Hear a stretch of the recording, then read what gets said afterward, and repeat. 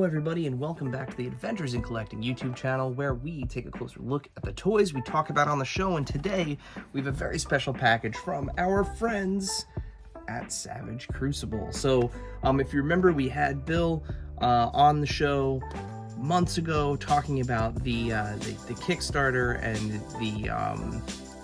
the design process of the Savage Crucible line. Well, we are excited to have one of the first runs of the figure line in hand.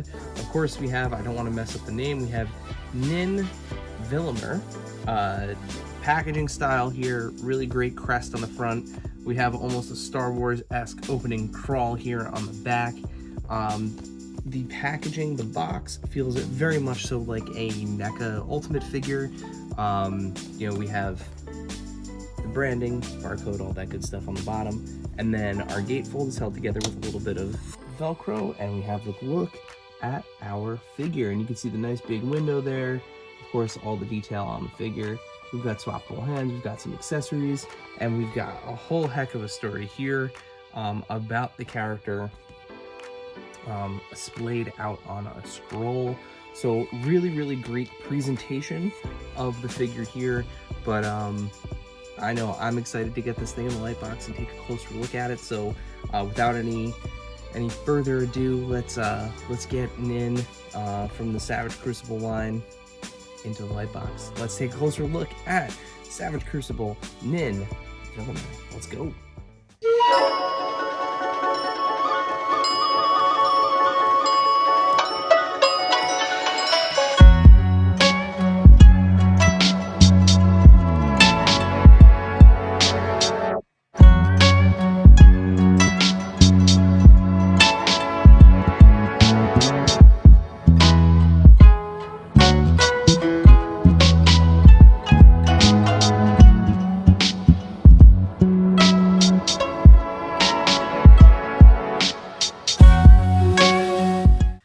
Alright folks, there you have it. There he is out of the package. Man. This is a cool figure. So lots to talk about here. Going back to refreshing my memory with the well, actually, let me take a step back. So the first thing you're going to see when you open up the box outside of the figure, on the inside of the flap, you're going to see a message. It says, "Thank you for your purchase. Please note that joints can become stiff during the shipping process. Due to drastic temperature changes, please warm all joints before posing your figure for the first time. This is best achieved with a hairdryer or warm water." And then stop. Look behind the map. So first of all, let's address the first part of that, warming the joints. For me, it was necessary from the knees down. The double jointed knees both were kind of frozen. They are ratchet joints, so they are meant to hold, but they did need a little bit of warm water. So I just gave them a quick soak, everything was good to go. All of the other joints, I had no issues out of the box.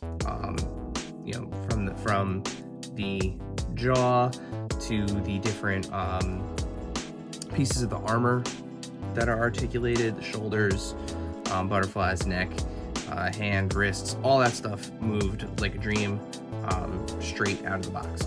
No issue there. Same with the tail, all the different articulated pieces of the tail, everything moved the way that I expected it to. So kudos, great job there. But as it did say, some of the joints might get stiff. The knees were definitely stiff for me. But in terms of kind of overall feel of this figure, what you can expect, if you've ever purchased a NECA figure, it feels very similar to a NECA figure. I would not compare this to, while aesthetically it fits more in with like the world of Mythic Legions or something like that, this definitely feels more like a NECA figure. Maybe even something like a NECA Dungeons and Dragons figure, or even a Predator figure. It gives me a lot of Predator vibes. Moves a lot like that in terms of overall feel, but range of motion is crazy on this thing. You know, it's definitely designed for posing and play, and you know, it's got a really wide range of motion on all the joints. He's got toe joints. You can get him into all kinds of poses. He's got really great rocker ankles, with an extra swivel hidden under there. So just lots and lots of movement. So, but I definitely recommend having either a hair dryer or a glass of warm water, which is usually what I go with, to loosen him up if needed.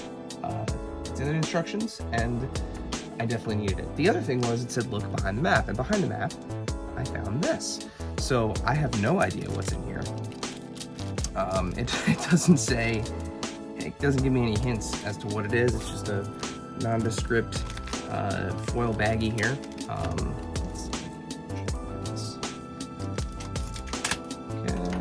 Let's see what we got in here. It is, oh, it's like a collector's card. So this is not the card for the figure. It is for the hooded core, and it has all sorts of fun stats on it. So it tells you, it's almost like a playing card game. So maybe that's in the future. But they're fun, as you can see, they're a fun size. They're like tarot card size. Really cool. But yeah, so let's talk a little bit more about our guy here. So like I said, lots of really cool touches across. I'm gonna go in kind of a little more detail than I normally do at the ends of these videos, only because this is something so new and something that maybe not a lot of people you know, will have had their hands on by the time they see this video. But you know, in terms of articulation and accessories, you know, he's able to hold his accessories well. I've got his kind of long sword here. I'm noticing he does have ports in the sides of his armor here. So I'm wondering, is there... Oh, there is. Okay, wait. So, un momento. I put it back in already, but there is a kind of like a flask or a vial accessory. I didn't realize this initially. There's a little nubby on it, so that way you can plug it into, there's a little like side port on his, there we go, cool. So there's a little side port here, and it just kind of squeezes in. There we go, now I got it in. And you can have him carry that on his belt. So really cool. Or you can have him carry it on the other side. So he's got a hole on each side. It does come with 2 weapons. I love this kind of curved blade here, but he has a shorter sword. You get 2 sets of hands. So you get grippy hands. One grippy hand is a little bit, looks like it's a little bit more closed than the other one.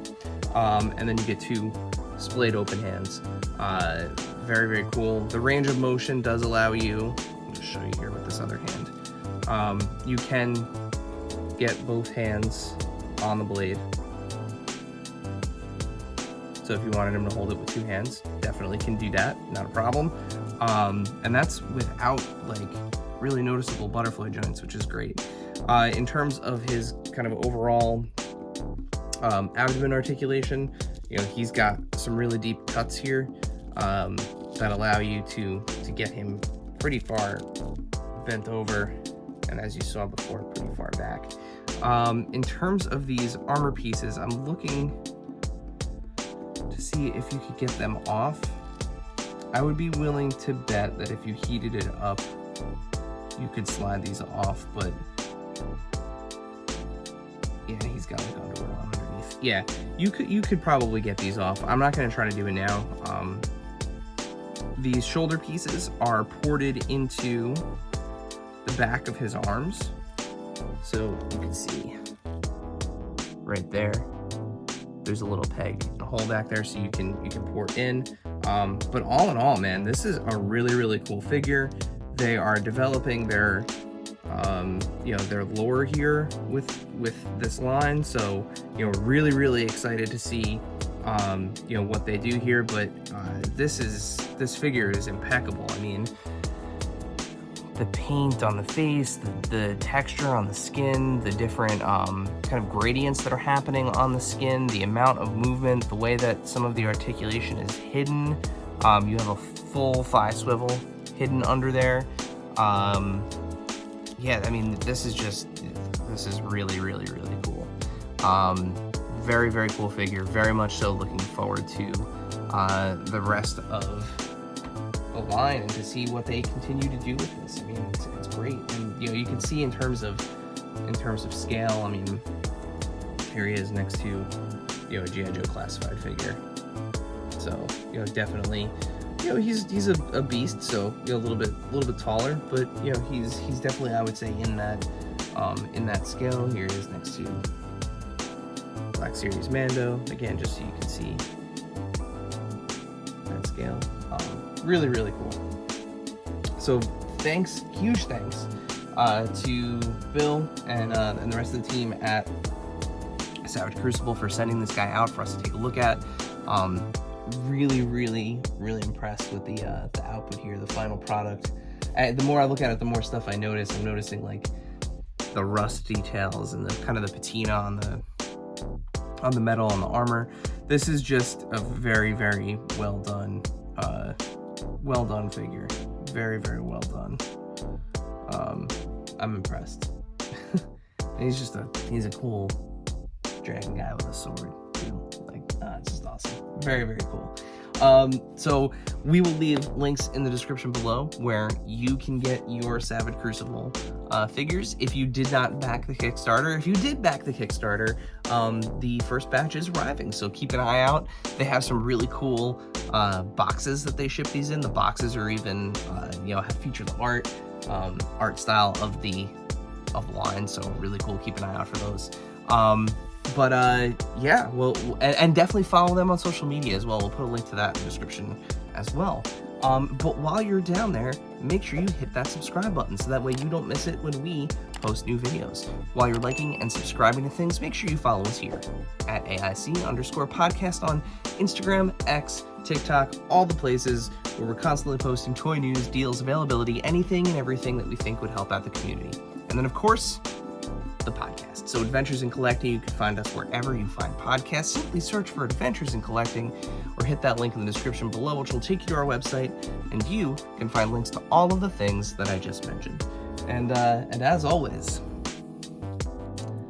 stay savage, folks. Until next time.